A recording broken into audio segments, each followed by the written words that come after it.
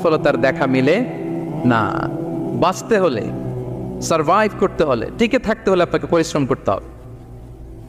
এই পৃথিবীতে কেউ কাউকে জায়গা করে দেয় না, এখানে জায়গা করে নিতে হয়, ঠিক কিনা বলেন? আপনি যদি পরিশ্রম করেন, পরিশ্রমে যে ঘাম ঝরে শরীর থেকে, পরিশ্রমের ঘামে জন্ম নেয় সফলতার বীজ। আপনি যখন হাড় ভাঙ্গা পরিশ্রম করবেন, এই পরিশ্রমে যে লোনা পানি বেরোবে, যে ঘাম বেরোবে, এই ঘামেই জন্ম নেয় সফলতার বীজ। এবং সফলতার কোনো শর্টকাট হয় না প্রিয় ভাইরা। অনেকে অল্পতে সফল হতে চায়, শর্টকাট খুঁজে, আসে না নাই? না, সফলতার জন্য আপনাকে লং কাটে যেতে হবে।